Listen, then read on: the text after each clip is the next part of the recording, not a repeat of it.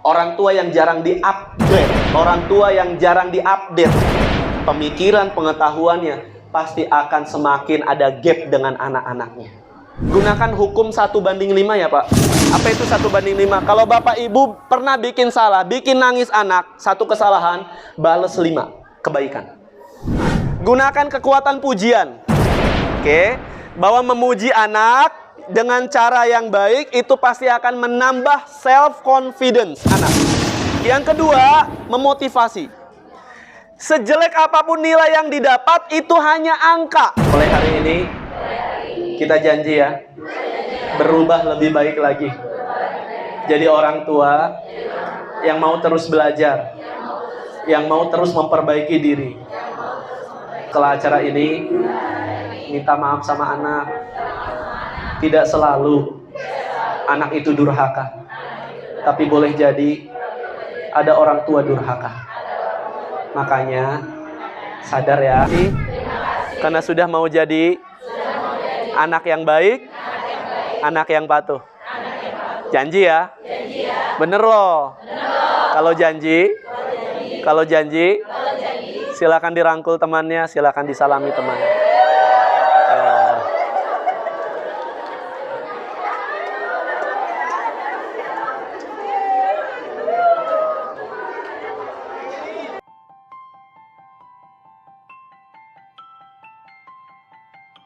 Bismillahirrahmanirrahim. Assalamualaikum warahmatullahi wabarakatuh.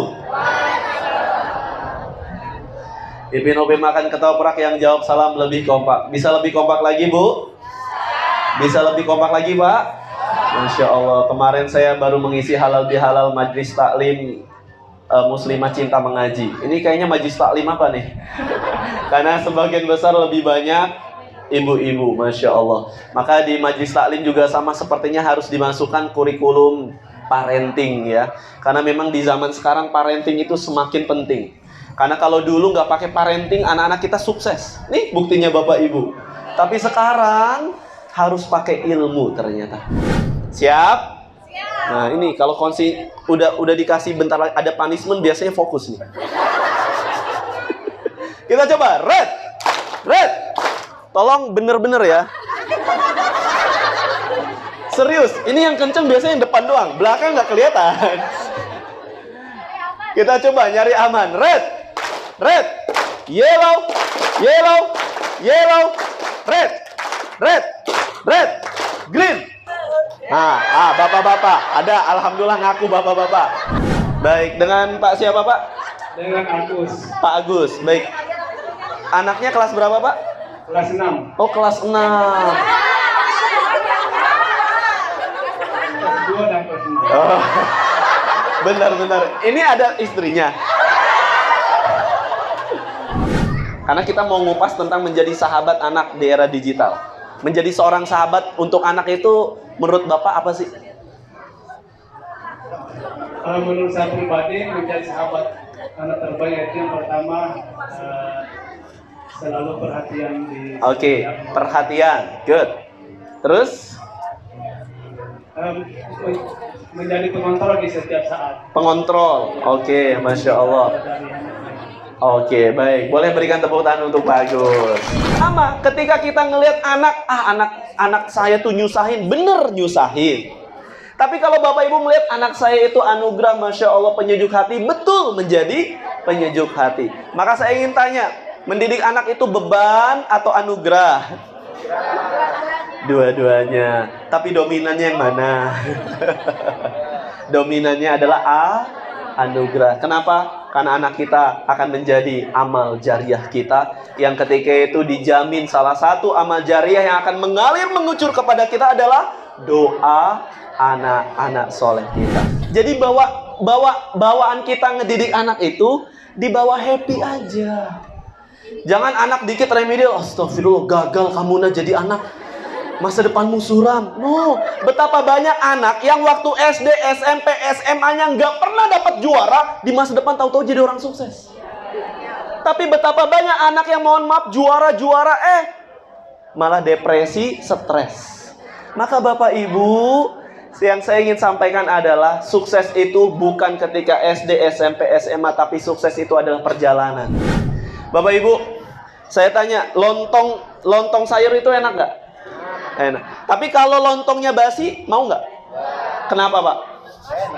Nggak enak, basi, bikin sakit perut. Sama, anak-anak kita juga nggak mau dididik sama orang tua lontong basi, tanda kutip. Orang tua lontong basi. Maksudnya apa? Ya gitu, nggak enak. Marah-marah mulu, cerewet, nggak asik. Nggak mau. Sama kita juga nggak mau punya pasangan lontong basi. Yang kalau ketemu nggak pernah senyum. Nggak pernah bilang, I love you. Iya sih, nggak romantis. Tapi sekali-kali bilang lah. Betul, Bu? Nah, semangat. Teman kanan. Boleh ikuti kata-kata saya? Sahabatku. Hai temanku. Sudah sadar belum? Dunia terus berubah. Anak-anak kita terus berubah. Mereka bukan anak kita yang dulu lagi. Sudah besar. Sudah dipengaruhi oleh lingkungan. Jangan sampai sahabat mereka lebih ke gadget, lebih asik dengan HP, lebih asik dengan teman-temannya. Terus kita ditinggalin. Ayo dong berubah. Janji. Mulai hari ini jadi sahabat terbaik untuk anak-anak kita ya. Murah senyum, asik, ngobrolnya juga asik. Jangan banyak main HP terus. Pertanyaan saya, seberapa kenal ibu dengan anak ibu? Apa sih cita-cita dia? Cita-cita dia Yang dia pernah cerita? Dia pengen jadi atlet basket, sama dia mau ikut kejuaraan taekwondo. Wih, boleh berikan tepuk tangan. Bapak Ibu, kenapa kita harus jadi sahabat anak kita? Ancamannya tanda kutip, ketika anak-anak kita semakin dewasa, ketika mereka sudah remaja, mereka akan lebih banyak dipengaruhi oleh orang lain di luar mereka daripada kita. Maka posisi kita harus di mana? Posisi kita harus tetap menjadi orang tua dan sahabat mereka. Di fase remaja itulah Bapak Ibu, kita harus hadir sebagai sahabat. Dan di fase itu ayah harus hadir. Ayah itu Bu, nggak bisa kalau ngedidik anak yang kecil-kecil 2 tahun, 3 tahun, stres. Karena otaknya bukan dirancang untuk di situ. Coba cek di Al-Quran, lebih banyak ketika di mana? Ketika remaja. Komunikasi yang diangkat Luqmanul Hakim dengan anaknya ketika mereka sudah remaja. Apa yang harus dilakukan Bapak Ibu sebagai sahabat anak? Ada 3 Bapak Ibu yang harus diperhatikan oleh orang tua, terutama remaja yang punya anaknya remaja. Yang pertama, perhatikan purpose-nya. Banyak remaja hari ini, anak-anak muda hari ini yang nggak punya purpose. Apa itu purpose? Tujuan hidup. Makanya ada anak-anak kita kalau sholat, Allahu Akbar. Tidak ada kekhusyuan. Kenapa? Karena nggak diajarkan tentang tujuan hidupnya. Bahwa untuk melihat dunia ini yang penting yang pertama mereka punya purpose. Purpose ini yang akan mereka bisa ngejaga mereka gitu. Diajak zina, nggak mau. Kenapa? Punya tujuan hidup. Bahwa hidup saya buat menyembah Allah Subhanahu wa Ta'ala, buat beribadah, buat bermanfaat untuk orang banyak. Kalau anak kita sudah punya tujuan dalam hidup, biasanya karakternya akan lebih baik daripada anak yang nggak punya purpose. Yang kedua Bapak Ibu, sudah punya purpose tapi nggak punya passion. Betapa banyak anak-anak kita yang level hidupnya lebih di pleasant life. Ada 3 level menuju kebahagiaan Bapak Ibu menurut Dr. Salineman, salah satu profesor di Universitas Pennsylvania. Dia katakan apa? Level pertama adalah level pleasant life. Apa sih pleasant life itu? Hidupnya pengen seneng-seneng aja. Nongkrong gitu, flexing, ya udah main segala macam, pleasant life. Nggak mau mikir berat. Tapi level kita harus naik. Level kedua apa? Good life. Anak-anak kita di level Good Life ini sudah mulai ada passionnya. Tadi suka misal basket, ada lagi taekwondo. Passionnya udah kelihatan. Maka Bapak Ibu, tugas Bapak Ibu untuk apa? Memfasilitasi passion mereka, potensi mereka, agar bisa berkembang. Udah kelihatan nih Bapak Ibu, lihat fisik anak kita. Kalau fisik anak kita bongsor, misal, wah ini bagus nih. Dari segi badan, bagus. Wah, jadi atlet nak. Atau misal diarahkan, coba ikut ini, futsal dan seterusnya. Nggak apa-apa. Tapi bekal yang paling dasar adalah purpose. Punya tujuan hidup. Yang ketiga, nah udah bagus purpose-nya, udah bagus passion-nya, people-nya yang bermasalah. Anak kita udah bagus punya tujuan hidup, rajin sholat, rajin ibadah, sudah tahu potensinya, temennya brengsek. Maka penting Bapak Ibu memilih sekolah yang terbaik. Milih sekolah itu sama seperti kemungkinan masa depan untuk anak-anak kita. Kalau Bapak Ibu punya budget lebih, cari kurikulum yang bagus, sekolah apa, masukkan anak-anak kita ke sana. Buat apa sih? Milih temen. Apalagi di sana ada guru yang misal gurunya Masya Allah gitu. Kenapa? People ini sangat mempengaruhi anak-anak kita. Betapa banyak anak-anak yang sekolahnya bagus, tapi karena teman-temannya toksik, akhirnya dia juga ikut toksik. Gunakan kekuatan pujian. Oke, bahwa memuji anak dengan cara yang baik itu pasti akan menambah self-confidence anak. Yang kedua, memotivasi. Sejelek apapun nilai yang didapat, itu hanya angka. Bapak Ibu goreng tempe. Yang gosong, kalau gosongnya tempe apa Bapak Ibu? Anak kita dapat nilai jelek. Yang jelek itu nilainya apa anak kita? Kalau nanti anak-anak kita ketika sudah menikah, sudah punya anak, jarang ke rumah kita.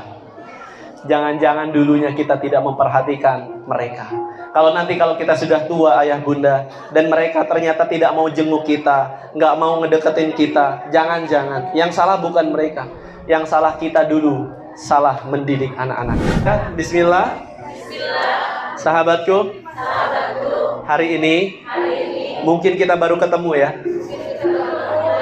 Tapi mulai hari ini kita jadi sahabat ya. Sahabat yang sama-sama berjuang untuk menghadirkan generasi yang lebih baik, generasi yang berprestasi, anak-anak yang soleh. Mulai hari ini kita janji ya, berubah lebih baik lagi. Jadi orang tua yang mau terus belajar, yang mau terus memperbaiki diri, menjadi sahabat untuk anak-anak. Janji loh, setelah acara ini minta maaf sama anak. Tidak selalu anak itu durhaka, tapi boleh jadi ada orang tua durhaka. Makanya sadar ya, karena sudah mau jadi anak yang baik, anak yang patuh. Janji ya? Bener loh. Kalau janji, silakan dirangkul temannya, silakan disalami temannya.